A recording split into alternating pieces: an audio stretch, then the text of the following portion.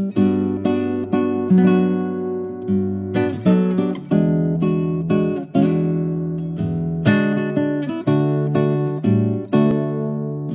bien.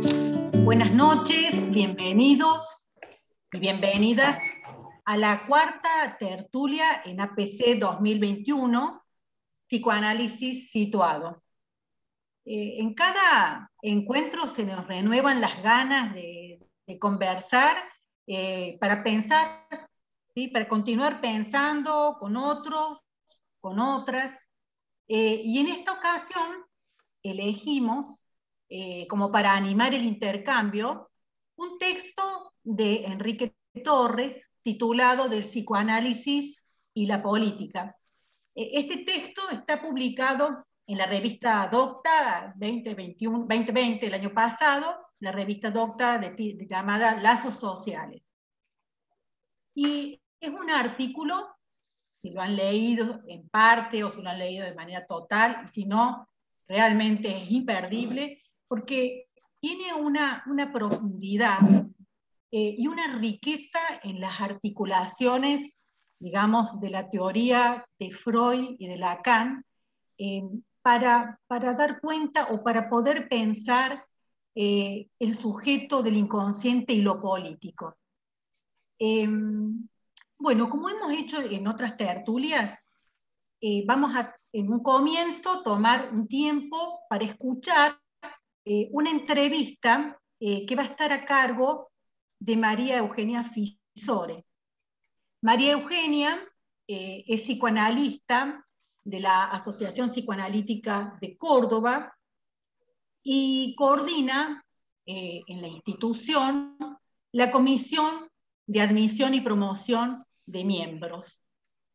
Después de la entrevista, ustedes pueden ir participando en el chat, a través con comentarios, con preguntas, pero sería genial si ustedes piden la palabra y se la damos para que se genere ese clima de charla, de tertulia, donde pidan la palabra y entonces tómenla y puedan preguntar, puedan dar opiniones, ¿sí? Así se genera ese clima de intercambio. Bueno, yo quisiera aprovechar para decir en el Día del Amigo que es una alegría compartir este espacio con amigos tan entrañables como son Enrique y María Eugenia. Paso a presentar formalmente a Enrique y después, Eugenia, te doy la palabra para que comiences la entrevista. Enrique Torres es psicoanalista en función didáctica de la Asociación Psicoanalítica de Córdoba y es miembro titular de la Asociación Psicoanalítica Argentina. Desde su fundación hasta la fecha, dicta seminarios en el Instituto de Formación de la Asociación Psicoanalítica de Córdoba. Es investigador y escritor en psicoanálisis. Fue premio FEPAL en 1988 y ha realizado numerosas contribuciones a la revista Docta, desde el primer número, allá en el 2003, hasta el año pasado, hasta el 2020, con este artículo que hoy vamos a debatir, a compartir. Desde entonces, los artículos son Psicoanálisis de provincia, ¿Qué Freud?, De acasos y repeticiones, con otros, Pequeño drama psicoanalítico, con otros, El deseo del analista de Lacan, Pasión de lo que no hay, y este último artículo, Del psicoanálisis y la política. También ha hecho varias contribuciones en la revista de la Asociación Psicoanalítica Argentina. Y en el 2010 escribió un capítulo titulado La verdad en la historia y en el psicoanálisis, en el libro sueco En la cultura. Bueno, hechas ya las presentaciones y las salutaciones, te doy la palabra, María Eugenia. Bueno, gracias Adriana. ¿Se escucha bien? Se escucha muy bien. Bueno, qué bueno.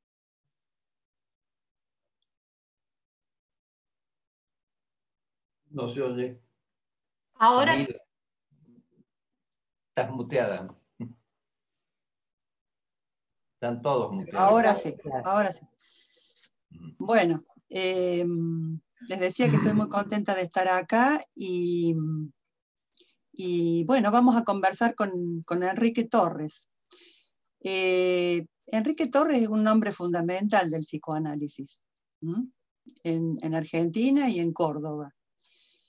Mucho más allá de Córdoba también. Decimos en Córdoba porque su desempeño ha sido mayormente en nuestra provincia, en nuestra ciudad, y bueno, de alguna manera me permito decir que eso lo hace nuestro a Enrique. En el Día del Amigo es conversar con casi el mejor amigo del psicoanálisis, podríamos decir, hablar con Enrique. Ustedes saben quién no lo conoce, ¿verdad? Y quiénes de los que estamos acá no lo habremos escuchado en el noble oficio de la transmisión. Seguramente que pocos de nosotros no han tenido ese gusto de poder escucharlo a Enrique tomando clases, transmitiendo, conversando sobre psicoanálisis, analizando, supervisando, en fin, haciendo múltiples funciones.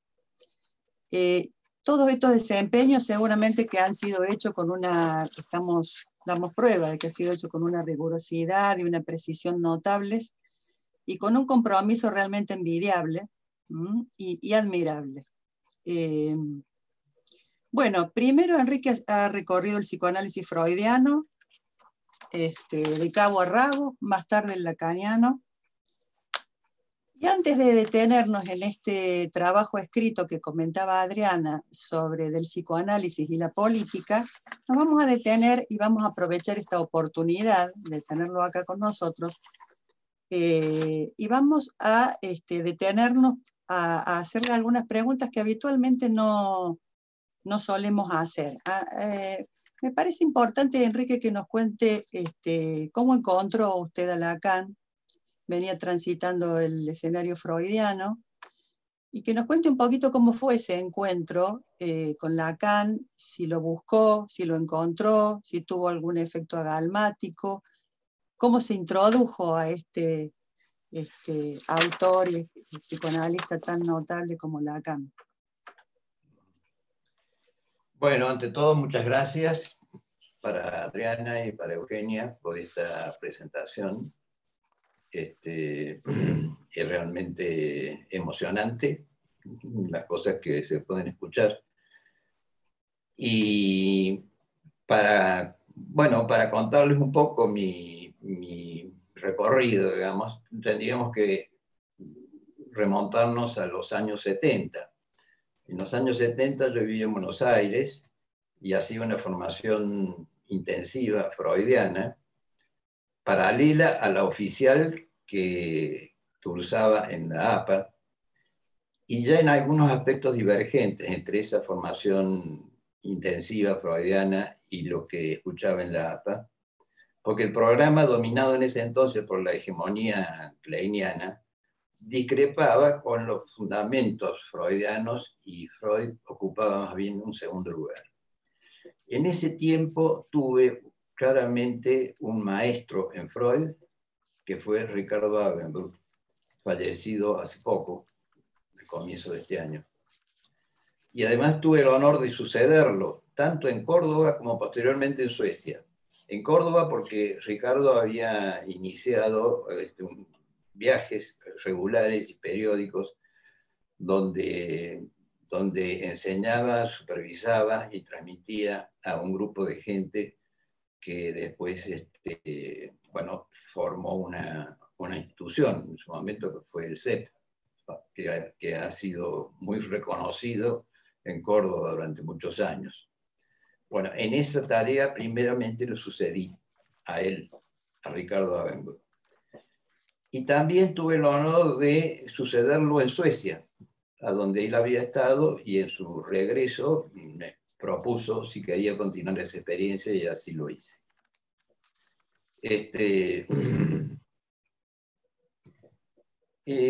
Ya en ese tiempo empezaba a tener noticias de Lacan, ¿no es cierto?, a partir de la lectura, aunque no era sistemática en ese momento, y era un momento en que estaba fresca todavía la excomunión, de manera que en las sociedades de IPA era todavía muy mal visto, ¿no? Pero ya encontraba que el alejamiento de Freud, que yo había notado en la enseñanza oficial, era tomada por Lacan, ¿no es cierto?, denunciando fuertemente el apartamiento o el alejamiento o la dilución de la enseñanza freudiana, ¿no es cierto? Y es cierto que, como saben, Lacan lo abordó no solamente recorriendo los textos, como había hecho yo fundamentalmente, sino acompañado por esas herramientas que eran la lingüística, la antropología, etcétera, ¿no es cierto?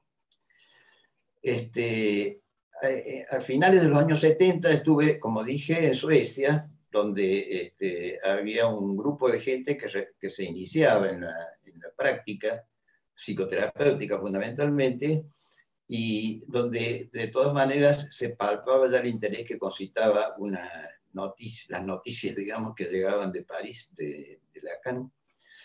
Y tan es así que los colegas que finalmente se dedicaron de lleno al psicoanálisis se hicieron todos lacanianos de alguna manera, y algunos de ellos hicieron la formación en Francia.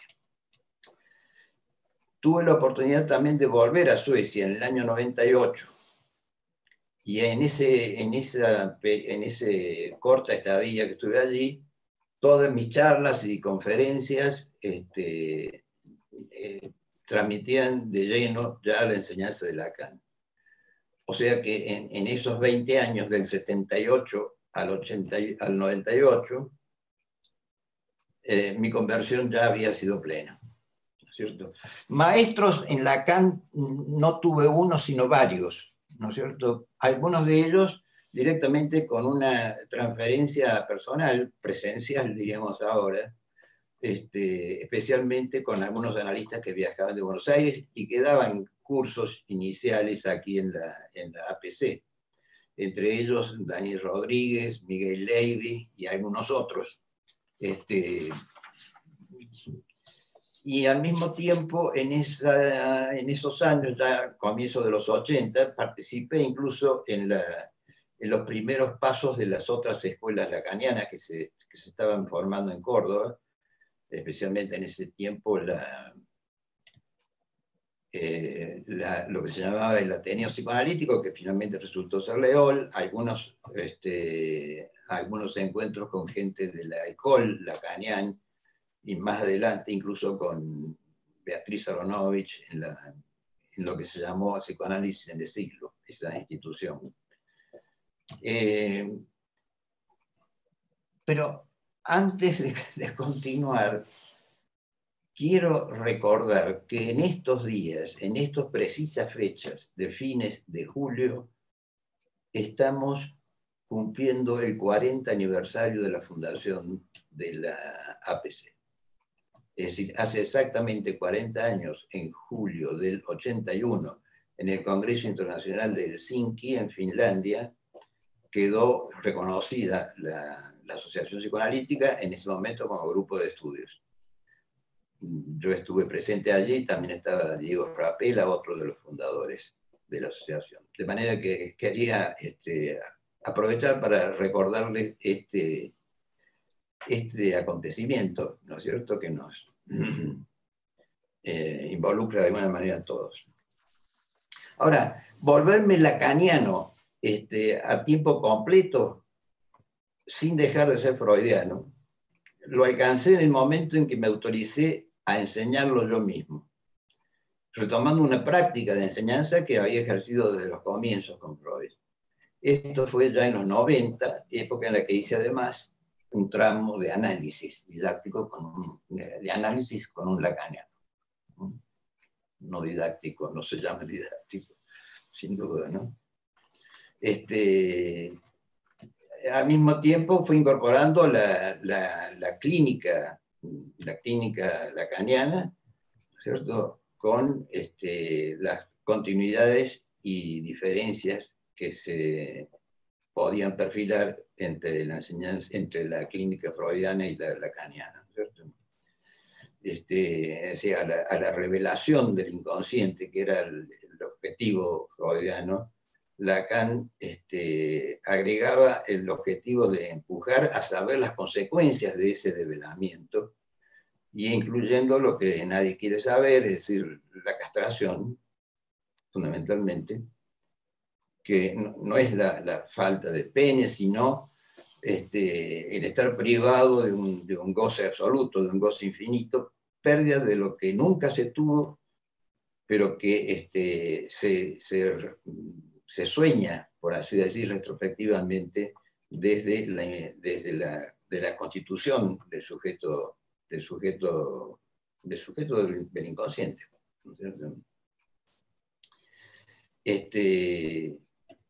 En fin, ese es un largo trayecto, el que va de Freud a Lacan y retorno, ¿no es cierto? Y que va desde el llenar las lagunas némicas, que era el propósito que se proponía Freud, ¿no es cierto?, a la identificación del síntoma, que es una de las últimas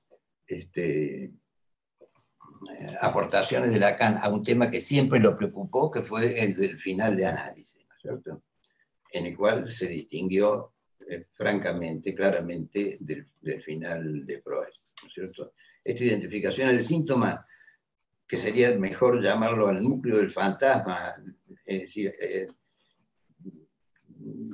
y apuntando a que cada uno encuentre en la singularidad de su camino, sin preocuparse por obtener la conformidad de los demás, ¿cierto? Y haciendo pie en lo que más singulariza a cada sujeto en relación con el goce que lo habita de alguna forma, ¿no es cierto?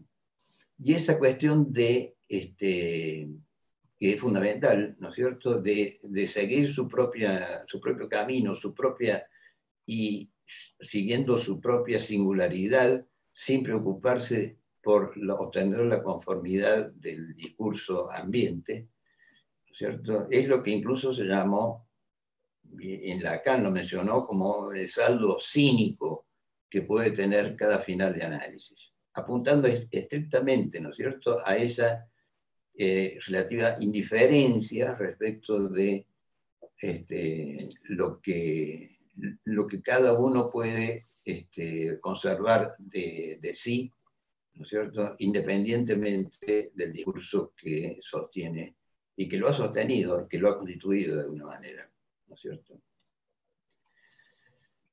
Bueno, eso es Sí, en es muy grandes claro. líneas. Es muy claro lo que dice. ¿Cree usted que qué función diría que cumple la escritura en su oficio, en su práctica? Porque Bueno, usted de la escribe escritura, desde el principio también de su labor clínica, ¿no? sí, así es. Lo que puedo decir de la escritura es que el psicoanálisis permite un abordaje de los temas teóricos y sobre todo de los clínicos en un estilo que es más afín a lo literario que a lo científico, ¿no es cierto? Cosa que había anunciado ya tempranamente Freud en el historial de Elizabeth, ¿no es cierto?, donde Freud dice que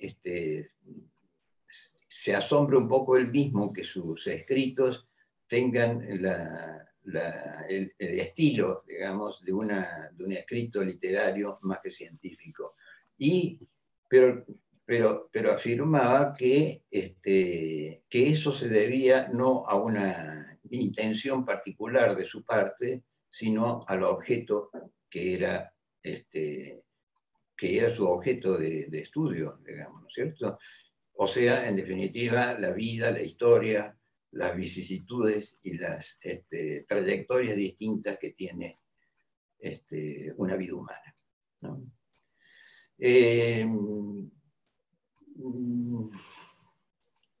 Obviamente, en mi escrito, digamos,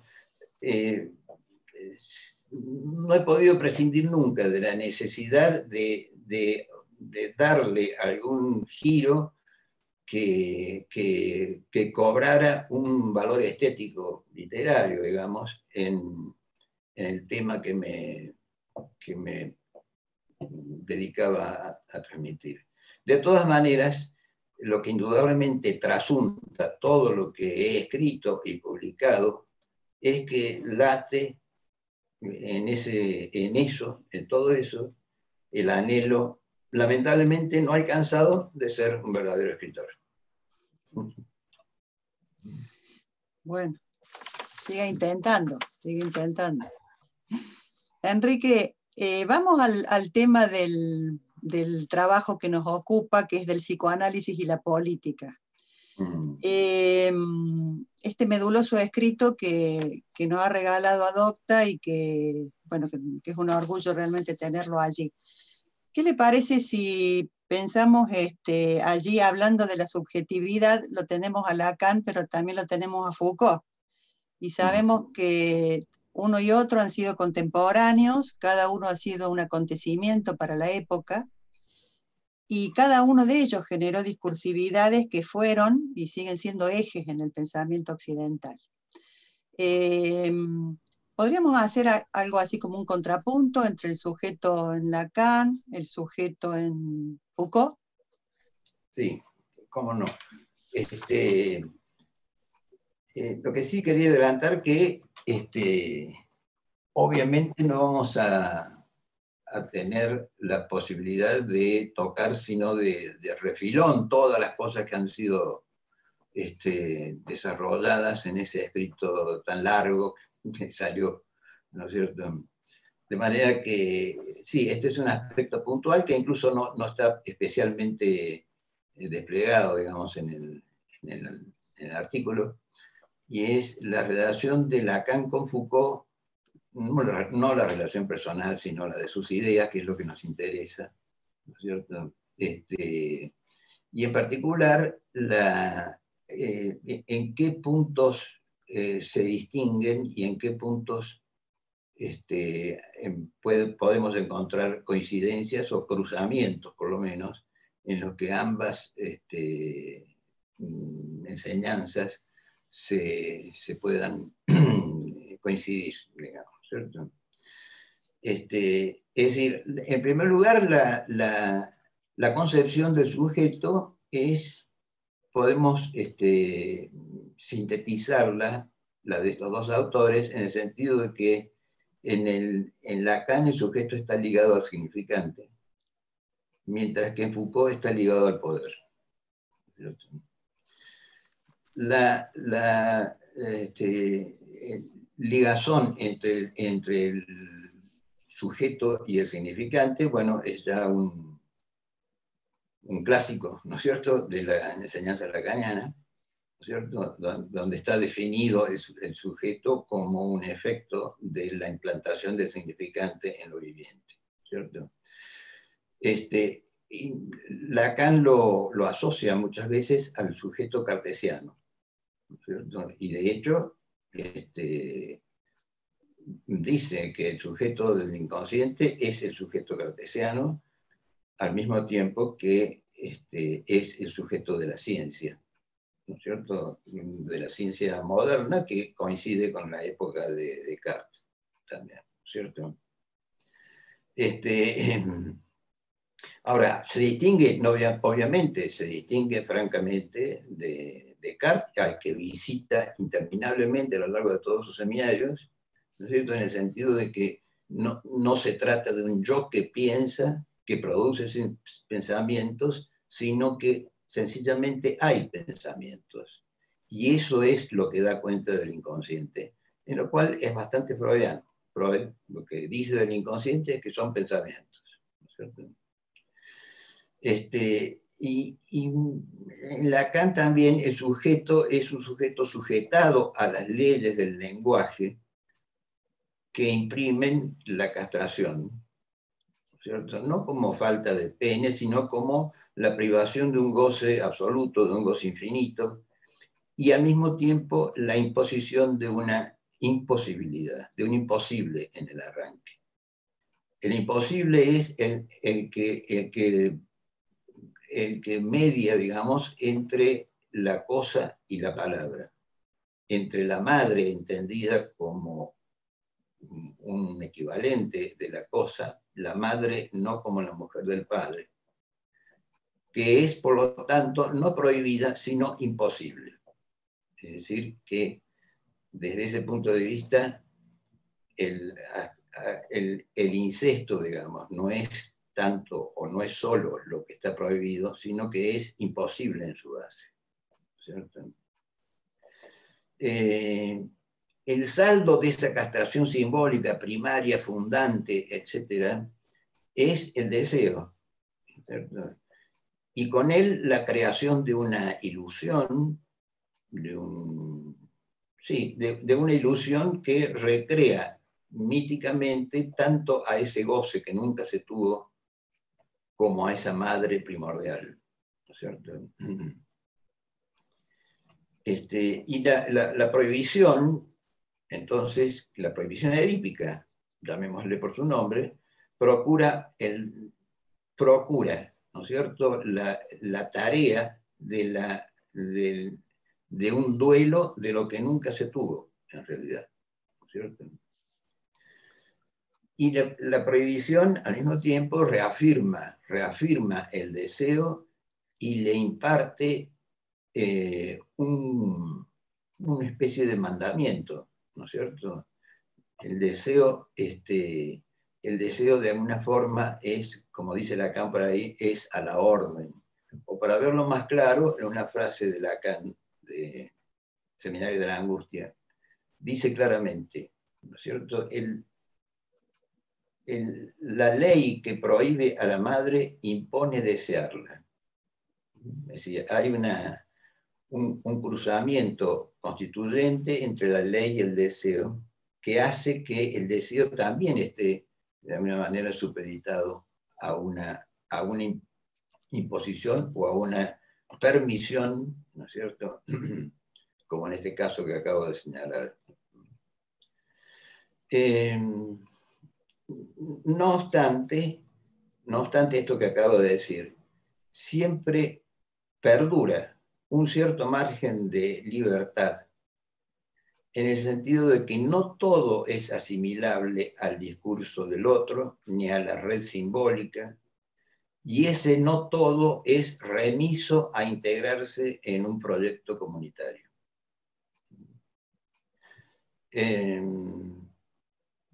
Por otra parte, sin ese margen de libertad, ¿no es cierto?, donde queda en manos de lo que perdura libre del sujeto la decisión de sus actos, ¿no es cierto?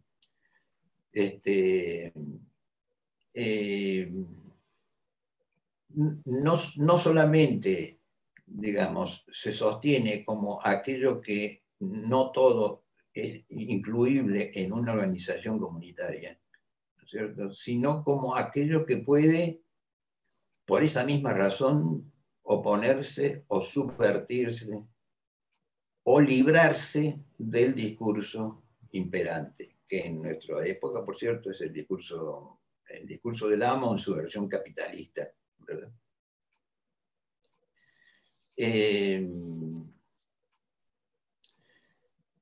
Otro punto que es, esto es en pocas palabras, demasiado pocas, desde luego, ¿no es cierto?, lo que entendemos por el sujeto del inconsciente en Lacan. Hay que agregarse también, para hacer ese contrapunto con Foucault, el tema de la sexualidad, ¿cierto? El tema de la sexualidad en Lacan implica el encuentro con una negatividad y con el goce, ¿no es cierto?, en una serie de locuciones de Lacan, como ser no hay relación sexual, no hay relación proporción sexual, no hay otro del otro, etc., ¿no?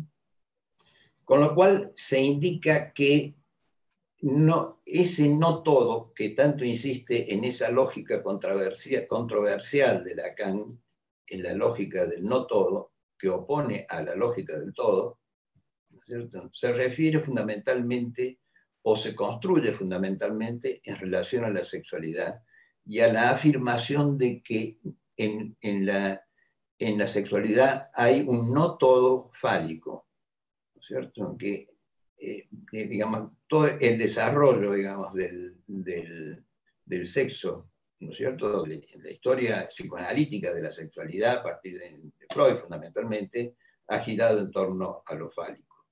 Y efectivamente, Freud había dejado como una incógnita abierta la cuestión de la sexualidad femenina, sobre la que trabajó mucho y repasó varias veces, dejando finalmente una incógnita que él mismo confesaba, ¿cierto? Que le confesaba a Luz Andrea Salomé con aquella famosa pregunta: ¿qué quiere una mujer?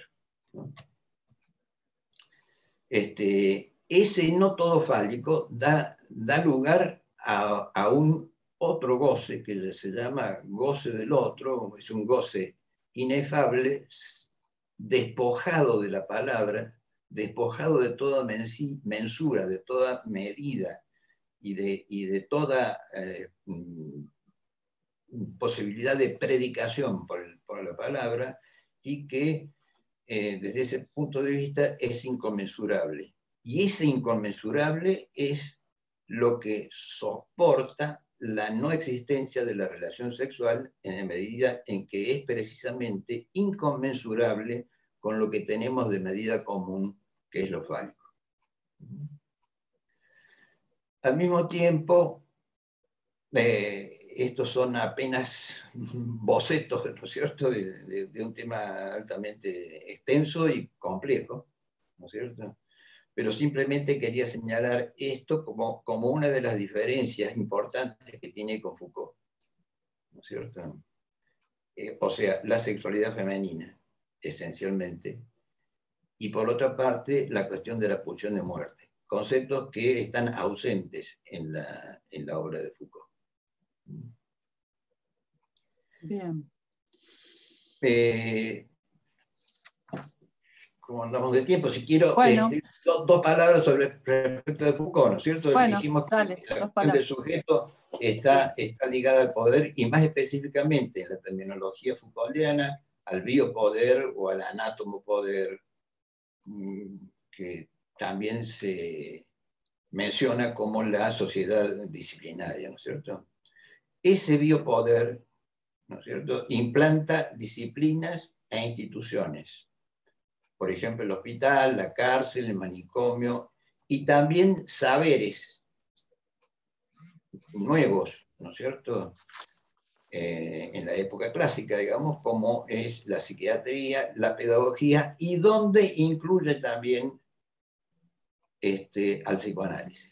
Es decir, el psicoanálisis como un producto del discurso del biopoder o del anátomopoder. Bien. ¿Se produce algún... ¿Me estás apurando un poquito?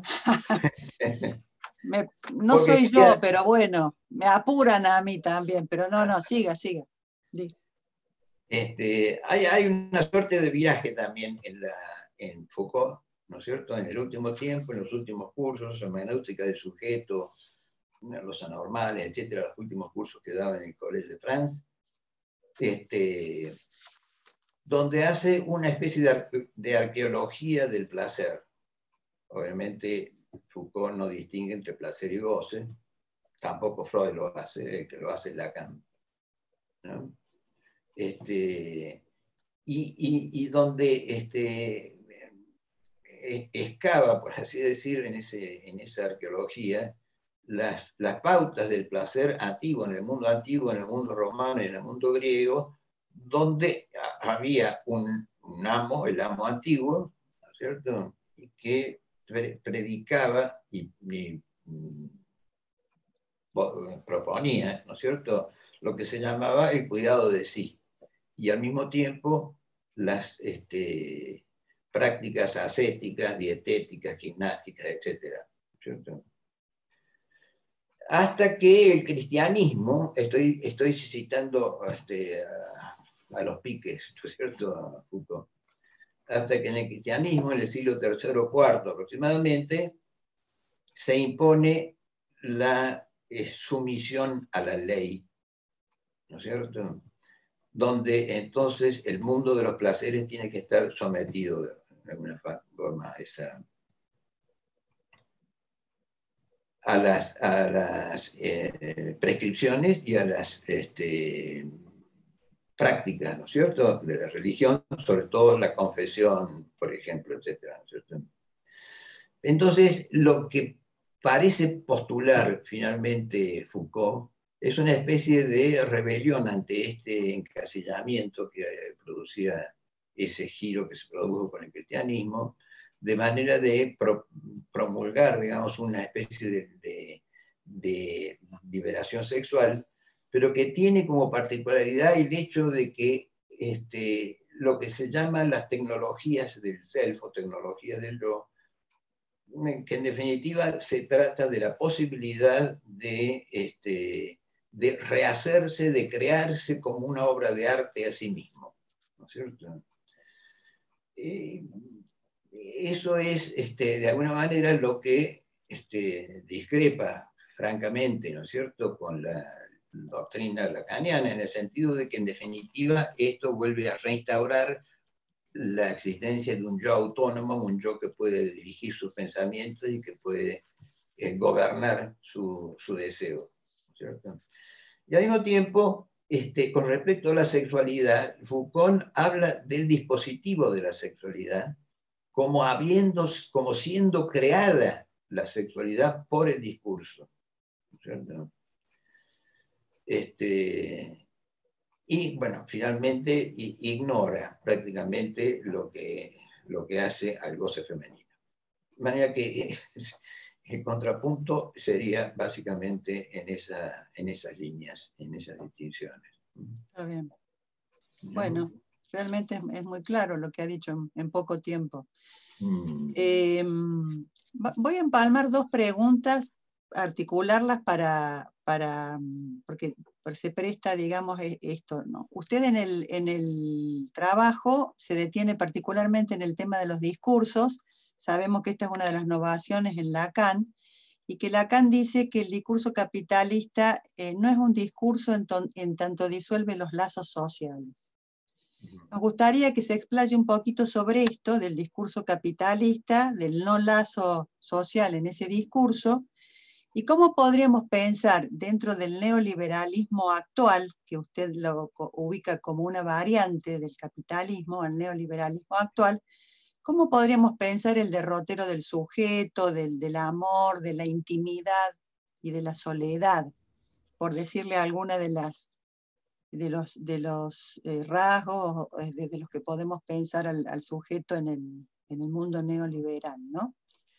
Bueno, eso. Bueno, en una breve, si es posible, una recapitulación superficial, digamos, de la evolución del pensamiento y en particular del capitalismo, ¿no es cierto?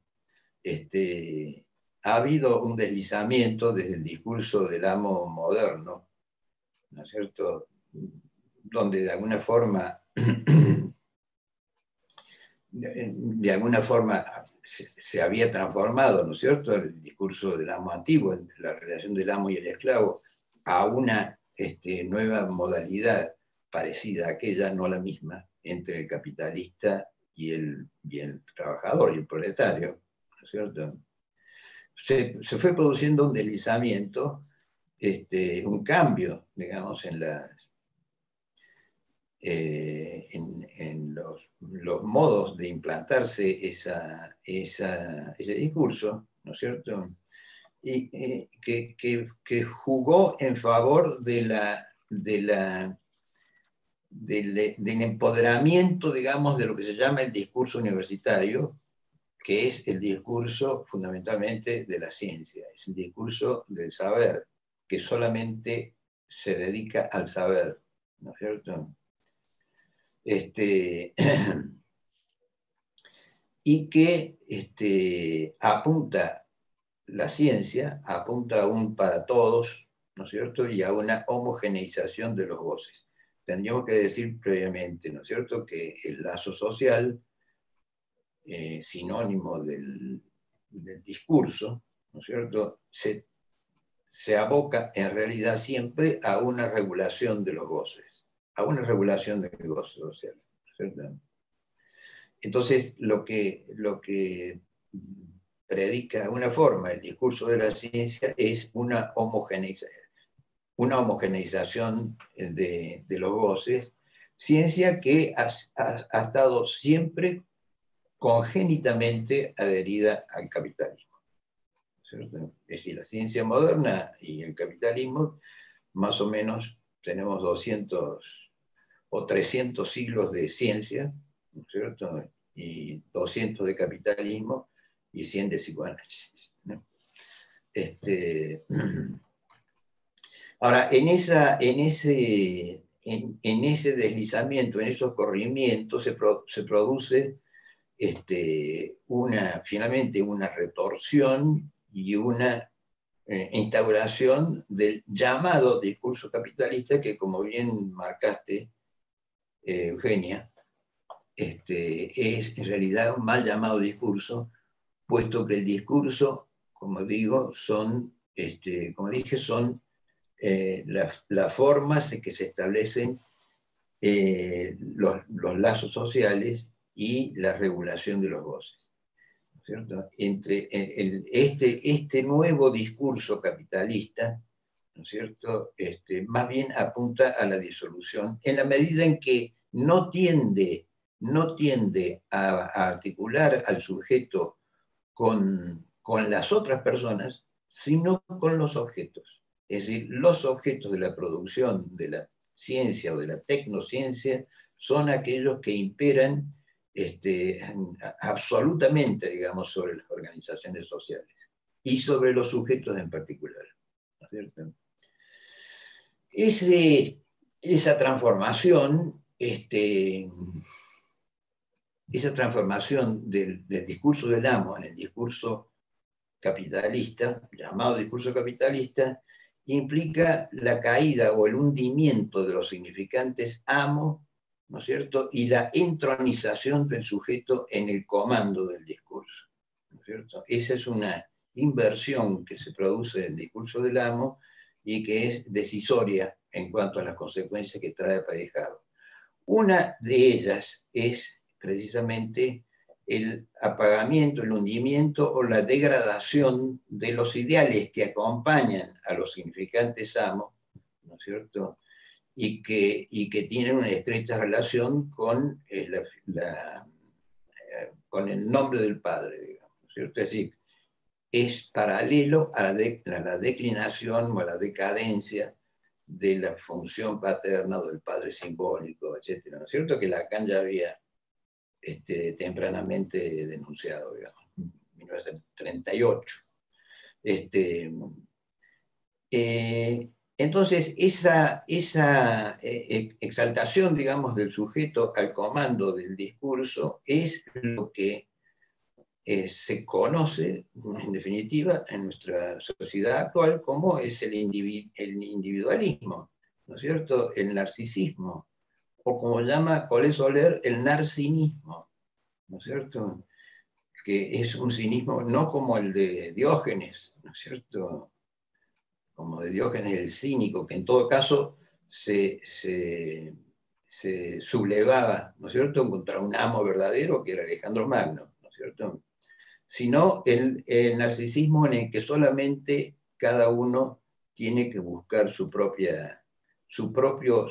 éxito, su propia riqueza, su propia acumulación, ¿no es cierto?, de supuestamente valores, entre comillas, ¿no es cierto?, de belleza, de más prestigio, más megas, más, etc. ¿no? En lo que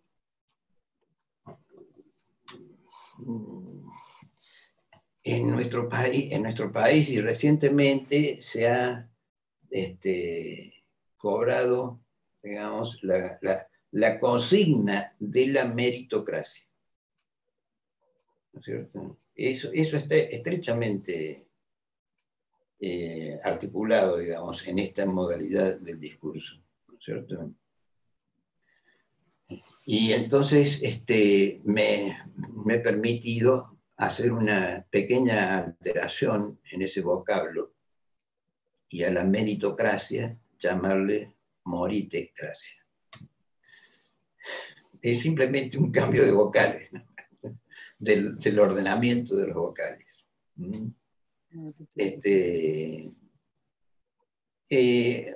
Obviamente el imperio, digamos, del discurso del que hablamos determina una modelación de las subjetividades, ¿no es cierto? Donde los sujetos no están hendidos por la castración, sino en todo caso aquejados por la carencia de los adminículos superfluos que la ciencia le ofrece, y que se vuelven superfluos, pero que se vuelven imprescindibles, ¿no es cierto? Y que ocasionan una falta de goce que no es la que sucede, digamos, a la castración originaria, sino un goce, la provisión de un goce subsanable por la industria, ¿no es cierto? No hay renuncia al goce, ¿no es cierto? Que como ustedes recuerdan, era una de las condiciones de la formación social para Freud, ¿no es cierto? Sino en todo caso una resignación del deseo en beneficio de los señuelos, ¿no es cierto? No se renuncia al goce, se renuncia a ese deseo que en realidad corresponde a las demandas del otro, ¿no es cierto? A las demandas que impone el discurso del otro capitalista, desde luego, ¿no es cierto?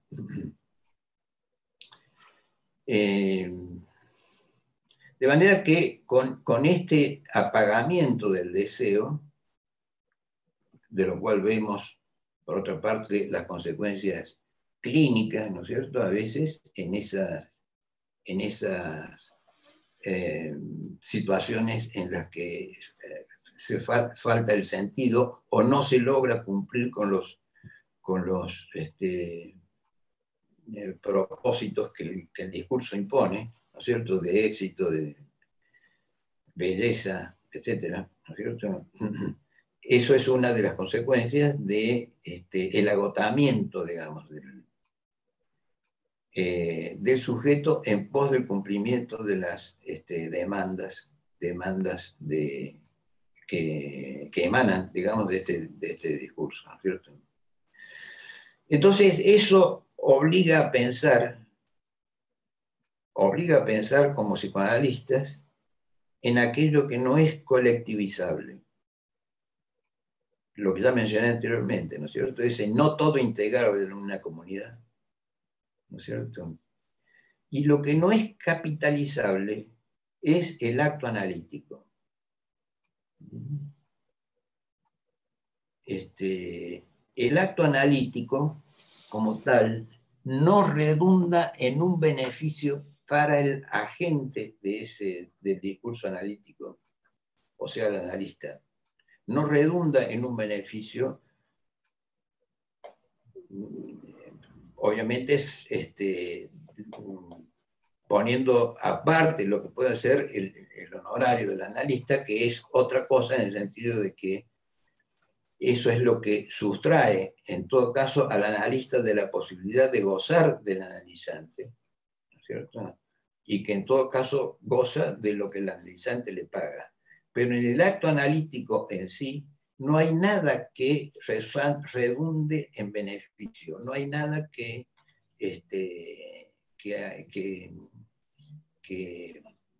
prestigie, digamos, o eleve, ¿no es cierto?, la calidad, ¿no?, o la autoestima, diríamos, ¿no es cierto?, del analista, y que en todo caso los que obtienen una nombradía o una fama lo hacen en función de las obras que publican todos los grandes maestros del psicoanálisis, ¿no es cierto? Pero el mundo del psicoanálisis, digamos, está poblado de miles de analistas anónimos, ¿no es cierto?, que realizan muy eficientemente su tarea sin que ello les represente un beneficio social, por así decirlo. De manera que menciono eso como, como una de las cosas que pueden sustraerse a la dominancia universal, digamos, del discurso capitalista. Bien. Bueno, usted sabe, Enrique, que hay muchas preguntas por delante porque, bueno, ha despertado mucho interés esta ponencia suya. Así que yo le agradezco hasta acá infinitamente y le paso la posta a Adriana para que continúe con comandando esto, ¿no? Muy bien. Bien. Bueno, vamos a abrir entonces el espacio para que puedan ustedes pedir la palabra, y se desmuteen y directamente puedan hacer una pregunta o algún comentario de alguna repercusión de lo que han leído o de lo que han escuchado. Entonces, pueden pedir la palabra.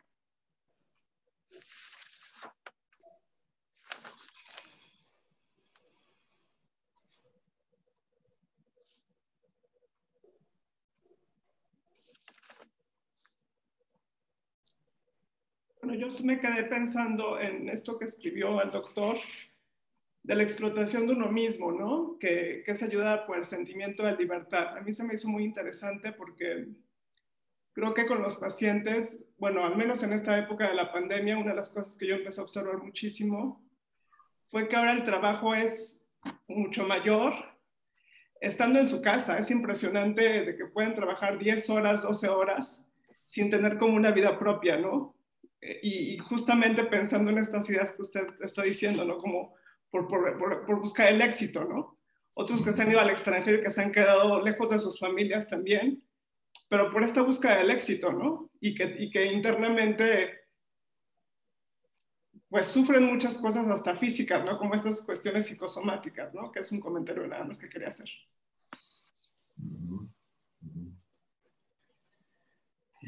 Sí, indudablemente este es un fenómeno que ya se había iniciado previamente, pero que se ha acentuado enormemente con el tema de la pandemia, ¿no es cierto? Es lo que se llama el teletrabajo, que ahora todo el mundo exige, digamos, eso, que conlleva al mismo tiempo una ausencia de horarios y de disponibilidad, y la disponibilidad de alguna manera permanente para el trabajador, digamos, ¿no?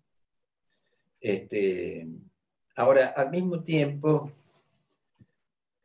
o en relación, digamos, con esto, está ese fenómeno que también hemos observado y lo observamos acá en la Argentina, respecto y que suscita una pregunta, ¿no es cierto?, que es cómo es que aquellos que son desfavorecidos o explotados, porque la autoexplotación, que es una característica también nueva, digamos así, no ha excluido, no ha terminado con la explotación clásica, ¿no es cierto? Lo cual se ve especialmente en los países marginales, ¿no es cierto? Sigue existiendo la explotación salvaje, casi diríamos, ¿no es cierto?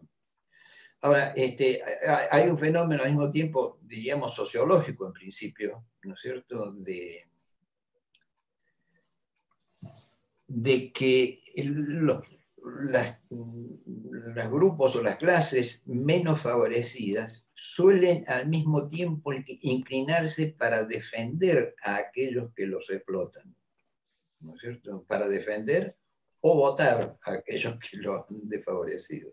Es un fenómeno muy curioso y muy serio, ¿no es cierto?, que me da la impresión de que va más allá de un síndrome de Estocolmo o directamente del masoquismo social, por así decirlo, ¿cierto?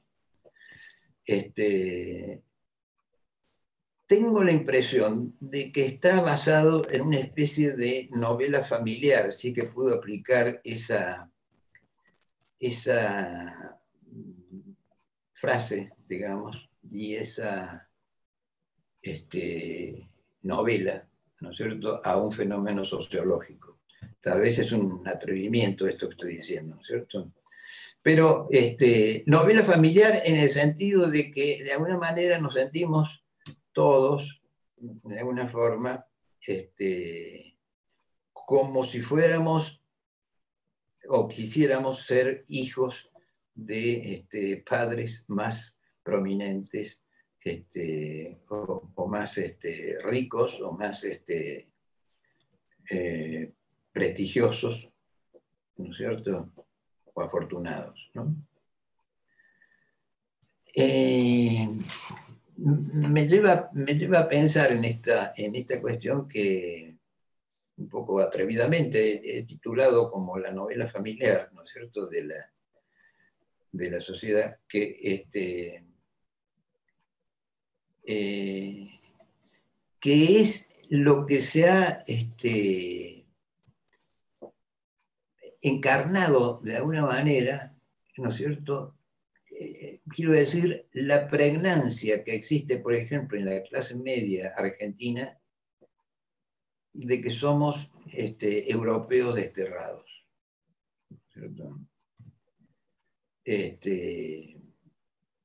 Para colmo, el presidente ha tenido una intervención, una frase muy desafortunada en este sentido recientemente, ¿no es cierto?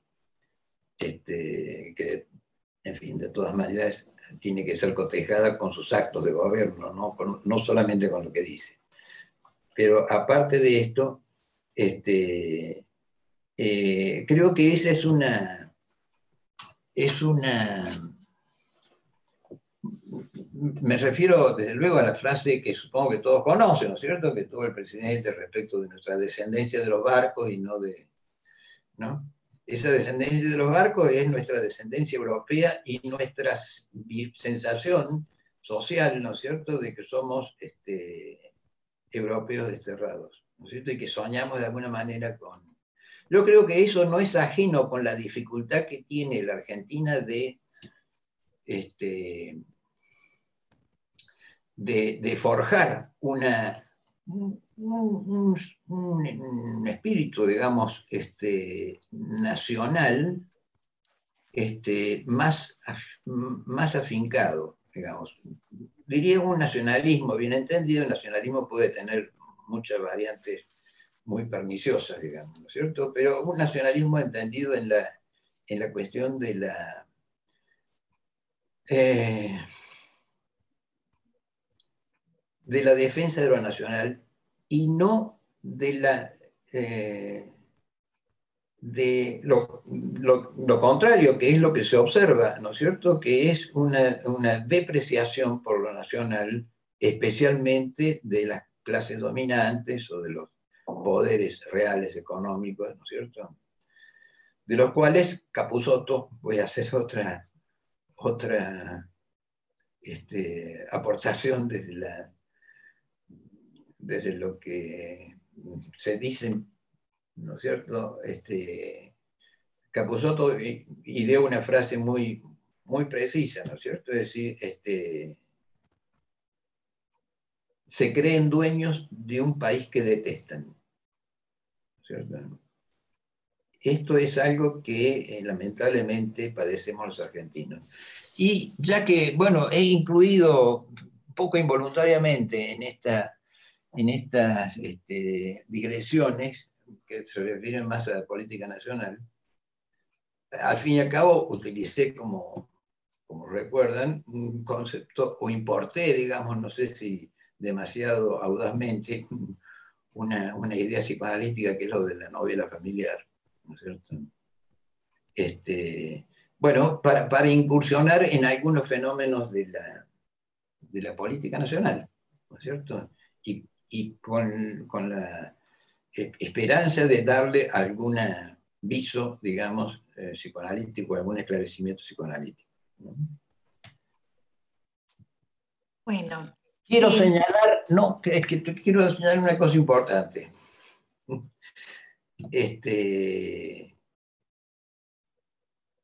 Quiero rescatar, respecto de este sentimiento de lo nacional, tan devaluado, digamos, ¿no es cierto?, en nuestro país, quiero rescatar dos fenómenos totalmente opuestos, y que de ninguna manera implican una confesión o una posición partidaria, por así decir, de mi parte. Un fenómeno es el peronismo, ¿no es cierto?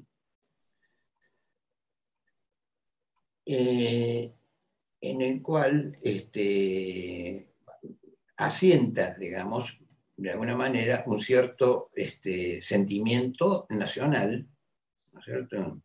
Ha sido un movimiento que ha apoyado y defendido de alguna manera lo argentino, vamos a decir, ¿no es cierto? Por eso lo pongo como una contraposición a este fenómeno antinacional, que es, o del odio a la nacional. Jorge Alemán escribía hace poco de esa cuestión, ¿no? Y para que quede claro que no estoy incurriendo en una afiliación política de ningún tipo, voy a poner en el otro polo a un enemigo mortal del peronismo que se llama Jorge Luis Borges.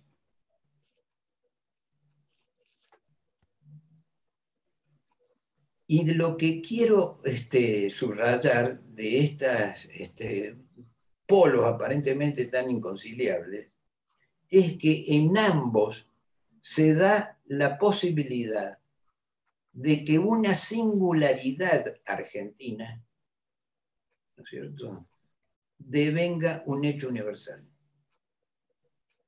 Es decir, no hay país, por lo menos los de habla hispana, incluyendo algunos europeos del sur de Europa, ¿no es cierto?, que no se pregunten extrañadamente, o incluso alemanes, ¿no es cierto?, que se pregunten qué es este fenómeno del peronismo. Que lo rescato por ser una cuestión, digamos, carnalmente argentina, ¿no es cierto? Y lo uno con el enemigo acérrimo del peronismo, que era Borges, ¿no es cierto? Porque también en él se da la singularidad de un escritor marginal de las orillas, etcétera, que adquiere un valor universal y que es reconocido, desde luego, en todo el mundo de la literatura, como uno de los mayores autores del siglo XX. Así que, de alguna manera, quería reivindicar algo de lo nacional por esa vía de la transformación de lo singular en lo universal. Y una pregunta en el chat de Marcelo. Marcelo, ¿querrías desmutearte y la formulás?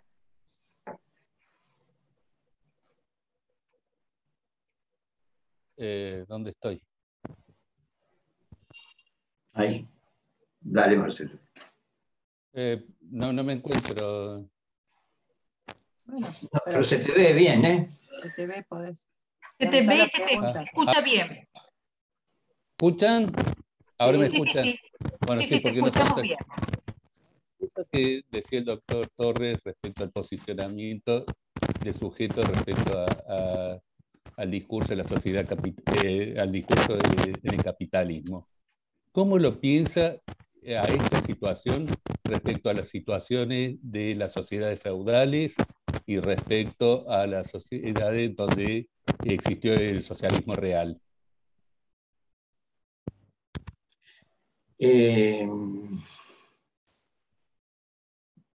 Bueno, respecto a las sociedades feudales, digamos, vamos a poner medievales para ubicarlos en el tiempo, las preguntas del sujeto estaban respondidas por la iglesia, ¿cierto? El sujeto tenía toda su vida encaminada hacia al mayor gloria Dei, para mayor gloria de Dios, sería, ¿no es cierto? Y tenía de esa manera sus preguntas o sus interrogantes respondidos, ¿no es cierto? Es lo que decía Freud, por otra parte, ¿no es cierto? La religión es algo que puede dar una respuesta a todo, ¿no? Y con respecto al llamado socialismo real, lo que puedo comentar de eso, ¿no es cierto?, es que voy a empezar por Marx, ¿no es cierto?, quien pronosticaba el fin del capitalismo por la evolución misma de su desarrollo y la culminación en una dictadura del proletariado, etc. Bueno, indudablemente estuvo errado, ¿no es cierto? Y estuvo errado por adherirse a una concepción esencialista de la historia, o sea, a la historia no sujeta a hechos contingentes que son los que la mueven, ¿no es cierto?, pero contingentes, ¿no es cierto?, sino a una necesidad de la historia que fatalmente el curso progresivo de la historia llevaba a esa culminación que cobró la forma de llamado socialismo real. También Lacan pronosticó un colapso del capitalismo en función de la velocidad vertiginosa en que se propulsaba la infernal cadena de la producción y del consumo, para decirlo rápidamente, ¿no es cierto? Concretamente, Lacan denunciaba, digamos, que eso mismo, esa misma rapidez, dice, esa misma velocidad lo lleva fatalmente al colapso. Y también se equivocó. Se equivocó porque no vio, digamos, a otras muchas cosas emparentadas con esta, las acertó, ¿no es cierto? Como el crecimiento de la segregación, de la desigualdad, etcétera, ¿no es cierto? Pero en esta se equivocó porque no vio, ¿no es cierto?, la impresionante capacidad de regeneración, de recreación y de reproducción inercial que tiene el capitalismo, que hace que en el mundo actual no haya un país que no sea capitalista, ¿no es cierto? Y que además, como una de las características que tiene el capitalismo, tiene la virtud, digamos, entre comillas, de soltar amarras con los legados históricos, ¿no es cierto?, con los valores, digamos, simbólicos adquiridos, y con la historia en general, de manera que se percibe a sí mismo como una sociedad permanente, como decía Fukuyama, ¿no?, el fin de la historia, cuando cayó el muro de Berlín. Y que esa capacidad inercial de autorreproducirse y de expandirse no tiene más remedio que expandirse, ¿no es cierto?, para sostenerse, ¿cierto? Y en ese sentido, así estamos. Pide la palabra Ana María. Le damos la palabra a Ana María. Bueno, hola a todos. Yo no soy de Argentina. Hola, Ana. ¿Cómo andás, Enrique? Ha traído un fenómeno que no voy a tocar porque para mí es inentendible. Soy uruguaya, a ustedes también les pasará algo parecido con nuestra política, pero nunca entendí el peronismo. Es un debe tratar de entender. Pero me parece que con respecto a lo que tú traías, cuando yo te iba escuchando, Enrique, lo que ibas trayendo con respecto al discurso universitario como una tendencia a la homogeneización de los voces, y que luego cómo lo trajiste con esto de tu interrogante de esta suerte de identificación o de, digamos, de tender de las clases más desposeídas a una suerte de identificación con el amo.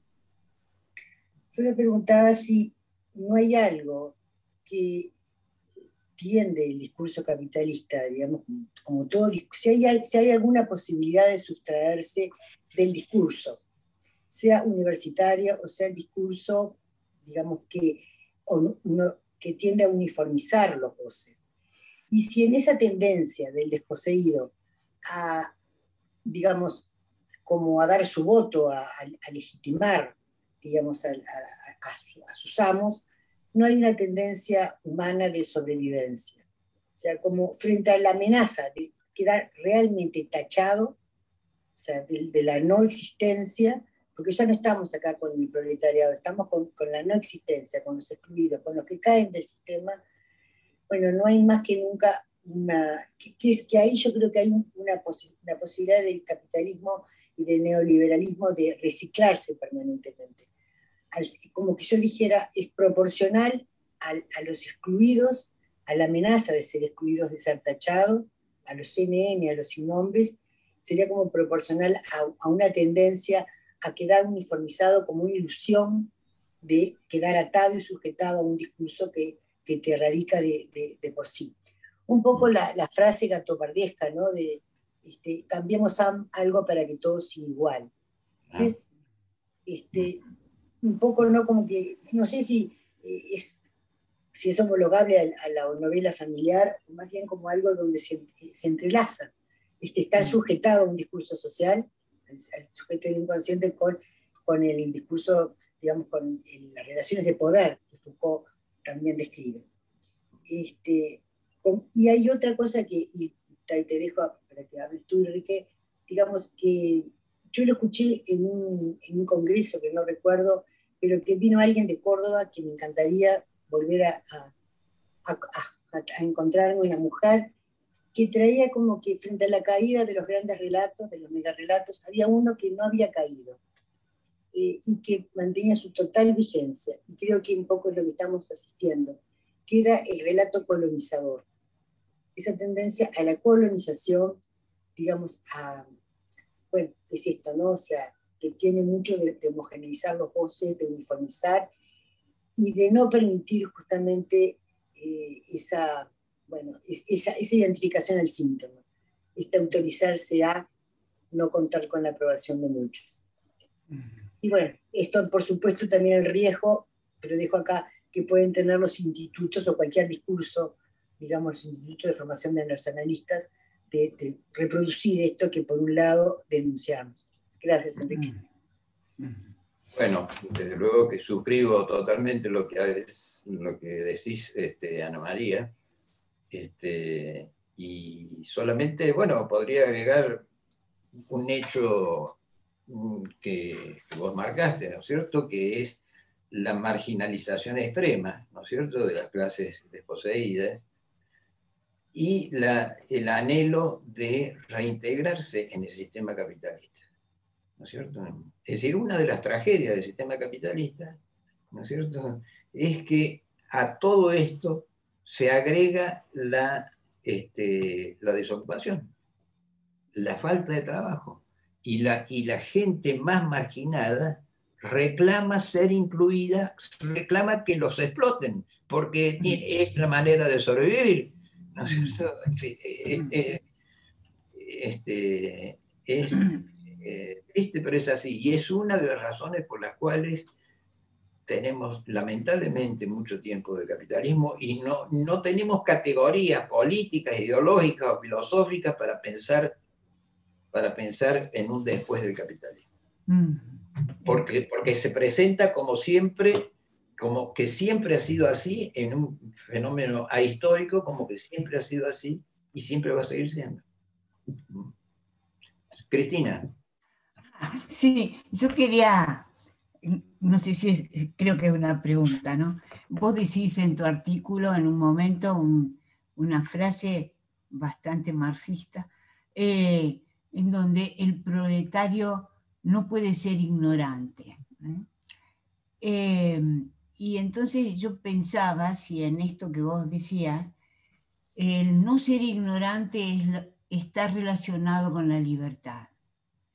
O sea, es la libertad, digamos, no como un abstracto, sino la posibilidad de hacernos a nosotros mismos, ¿no? No siendo ignorantes. Y eso que vos decís, digamos, el proletario no puede ser ignorante, es de algún modo un acercamiento a lo que implicaría la libertad. La frase es de Gramsci, en realidad, no sé si lo... Sí, perdón. Sí. Y apunta al hecho, tiene relación con esto que hablamos recién con Ana María, ¿no es cierto? Apunta al hecho de que la marginación es tan extrema, ¿no es cierto?, que se diluye toda la posibilidad de una conciencia de clase. ¿Quiénes son los trabajadores? Si lo que se expande progresivamente, y en nuestro país también, ¿no es cierto?, la cuestión de la desocupación, de la falta de trabajo, etcétera, ¿no es cierto? Y donde en todo caso, felizmente, se van tejiendo otro tipo de lazos que tiene que ver, por ejemplo, con los movimientos sociales, que generalmente son los que albergan a la gente totalmente desplazada, marginada y desocupada, ¿no es cierto? Desde luego, la frase de Gramsci, me parece, apunta más a la posibilidad de reciclar, o de reproducir, de recrear una conciencia de clase. Y una conciencia de clase, ¿no? Ya Lacan lo dice, que el proletario, el llamado proletario, originalmente llamado así porque solamente cuenta con sus fuerzas de trabajo, con su cuerpo y con sus hijos con su prole, ¿no es cierto?, para sostener la vida. Ahora es el que no dispone de un discurso para hacer lazo social. Así lo dice acá. Claro. Y creo que es precisamente aplicable, digamos, a esta cuestión del marginado de la última categoría, por así decir, al cual indudablemente le faltan recursos. No es que le falten recursos simbólicos, le faltan recursos materiales como para poder asentarse, sostenerse, sobrevivir, para poder establecer lazos sociales con los compañeros. Bien, nos encontramos casi ya en hora, pero quisiéramos darle la palabra a personas que nos visitan en APC. Digamos, un poco homenajeando estos 40 años que Enrique nos hizo recordar, festejando, celebrando los 40 años de fundación. Le vamos a la gente de la casa, le va a ceder la palabra a la gente que viene afuera para darle la bienvenida, y les pedimos que las intervenciones sean breves, ¿sí? Para poder más o menos darle la palabra a todos. En este orden, a Cecilia Agüero, te doy la palabra a Cecilia Agüero, luego a Diego Zapata, y terminamos con Liliana Villagra, que son, digamos, de alguna manera, ofrecemos esta posibilidad para que hagan la pequeña pregunta rápido, y así damos por cierre de esta hermosa tertulia súper interesante. Te cedo la palabra a Cecilia. Bueno, ¿qué tal? La pregunta era, bueno, la verdad que recién hoy me encontré con el artículo, así que no lo leí, pido disculpas si pregunto algo que está allí, ¿no? Pero mi pregunta es, ¿qué lugar le corresponde al psicoanálisis con respecto a la política, si es que le corresponde a alguno? Y la otra, como en la misma línea, es, así como existe una izquierda lacaniana, usted recién lo nombraba a Jorge Alemán, puede existir una derecha psicoanalítica, digamos, si hay coherencia entre la derecha y el psicoanálisis. ¿Sí? Eso es todo. Desde luego, sí, la posibilidad, que tirando para la cuestión emancipatoria, digamos, es la de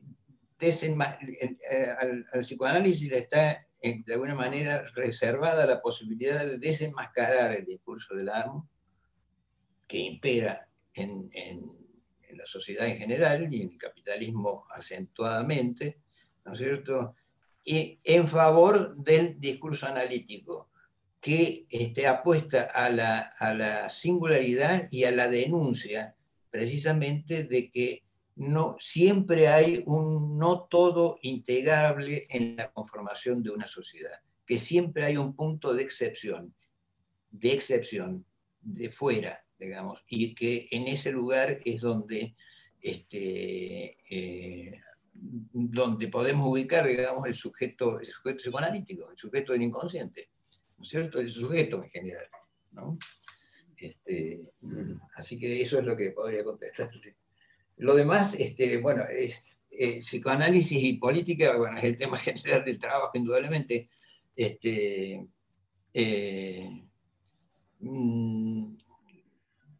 Bueno, está muchas cosas puestas ahí, pero en definitiva, en todo caso se puede hacer una distinción entre la política y lo político, ¿no es cierto? Pensándola en términos de lo que es la política como la gestión, la administración, el conducir, digamos, el gobierno, lo que fuera, y por otra parte lo político como lo que guarda con la primera la misma relación que guarda la estrategia, ¿no es cierto? O sea, los fines últimos, los propósitos, los modelos a los que se apunta con respecto a la táctica, que sería la cuestión de la política gestionaria, por así decir. Bueno, no es estrictamente psicoanalítico, digamos, esto que estoy diciendo, pero de todas maneras, obviamente pensar lo político más que la política, ¿cierto? En el sentido del psicoanálisis no se adhiere como tal, no se adhiere a una corriente política o ideológica determinada. Indudablemente hay gente que apunta a la izquierda y otros que apuntan a la derecha, ¿cierto? Los psicoanalistas son ciudadanos. Indudablemente, yo creo que mi posición, desde luego, es que desde el psicoanálisis se pueda cuestionar el discurso que emana. Es decir, y que incluso toma al síntoma neurótico, al síntoma con el que trabajamos, como un elemento de disidencia ante ese discurso común. ¿Cierto? El síntoma es una protesta, es una disidencia, es una pequeña subversión. ¿Sí? Bien. Le damos la palabra ahora a Diego Zapata y para cerrar a Liliana Villar. Bien. Siguiendo alguna de las coordenadas del texto de Enrique, había puesto ahí a Freud y uno de los acontecimientos políticos y uno de los textos sociales es psicoanálisis de las masas y análisis de a otro gran nacionalismo. Se le atribuye a Lacan alguna albacea que tiene el axioma de que el inconsciente es lo político. Ahora la pregunta sería si el feminismo o los feminismos serán del orden de lo no colectivizable según lo que propone, o más bien un resto del goce de otro. Si podía... No, sin duda el movimiento feminista, o feministas en general, digamos, vienen jugando un rol felizmente preponderante, digamos, y creciente como voceras como voceros, ¿no es cierto?, de una fracción de la sociedad que ha estado totalmente marginada. Históricamente me refiero, ¿no es cierto?, explotada, postergada, discriminada, etcétera, ¿no es cierto? con respecto es la otra pregunta, digamos, si, que tiene relación con los goces, ¿no es cierto? Si esas corrientes arrastran. Esas corrientes de mujeres, sin duda, potencialmente al menos, arrastran, lo sepan o no, la posibilidad de ser actoras, digamos, o gestoras, digamos, de la persistencia de este goce, no todo fálico, en el sentido de que no todo es fálico y por lo tanto no todo es aprovechable por el falocratismo, que sería lo que han hecho los hombres, digamos, hemos hecho los hombres históricamente, ¿cierto? De manera que por lo menos potencialmente ese movimiento feminista tiene esa potencialidad, digamos, que y en ese sentido es bienvenida en la medida en que como psicoanalistas, o esta es mi posición por lo menos, apuntamos a la igualdad con sostenimiento absoluto de la diferencia. Claro. Y que esa diferencia pasa por el todo o no todo fálico. Es la diferencia sexual. Claro. Muy bien. Y va entonces la última pregunta o intervención de Liliana Villagra, breve. Y para bueno, en primer lugar, agradecida a Enrique y a todos ustedes por una ponencia notablemente política que me dejó pensando mucho, y particularmente en esta capacidad de reproducción inercial del capitalismo. Me dejaste pensando, Enrique, en esta capacidad inercial casi como la pulsión, en términos de volver siempre al mismo lugar. Me acordé de que detrás del atentado contra las Torres Gemelas y frente a la depresión de todos los ciudadanos estadounidenses por la pérdida, varias pérdidas podrían considerarse ahí, ¿no es cierto? El orgullo nacional, el símbolo mismo del capitalismo que eran las Torres Gemelas y una cantidad innumerable de muertos, ¿no? El presidente en su discurso arenga y recomienda a los ciudadanos estadounidenses para levantarles el ánimo que vayan a comprar. Los manda al shopping. Efectivamente, la regulación del goce por los objetos es claramente el discurso del capitalismo y vuelve a precisamente levantar algo donde el símbolo del capitalismo acababa de destruirse. Por eso digo que me hizo pensar en la pulsión en términos de volver siempre al mismo lugar. ¿Cómo lo ves? Exactamente, estoy de acuerdo con lo que planteas, Liliana.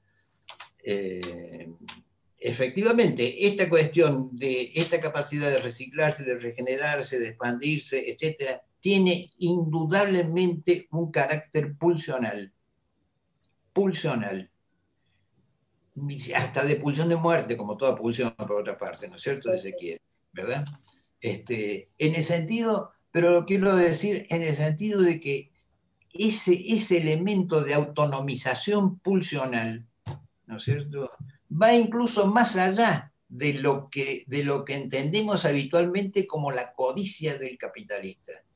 No es tanto la codicia del capitalista, que está en el origen, sin ninguna duda, ¿no es cierto?, sino este movimiento que se ha autonomizado y que hasta se ha independizado de esa avidez por la ganancia y por el goce obtenido, ¿no es cierto? Es como que se ha perdido la chaveta, digamos, en ese sentido, ¿no es cierto?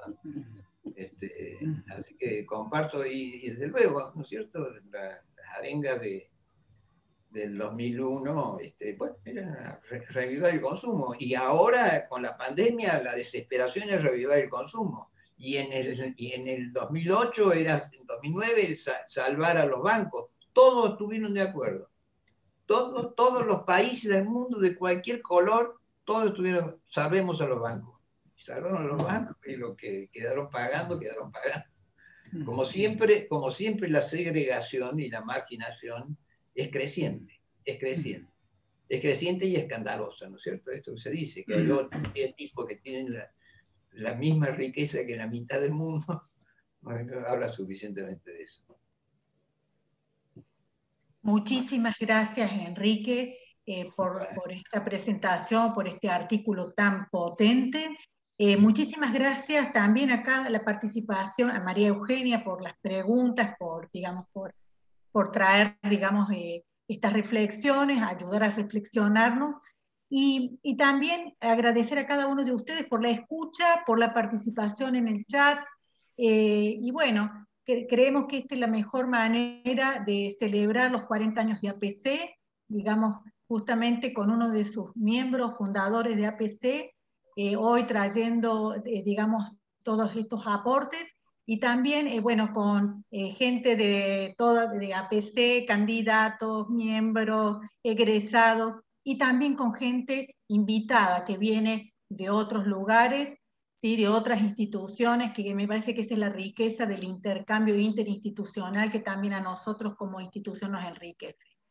Bueno, damos aquí por concluido y los invitamos a la próxima tertulia, que también vamos a tener una invitada de afuera, de Río de Janeiro, Lucia Palazzo, con un texto potente para hablar, para pensar el racismo estructural, preguntándose, ¿y los psicoanalistas en qué punto estamos? Hablando precisamente de estas cuestiones, estos posicionamientos políticos.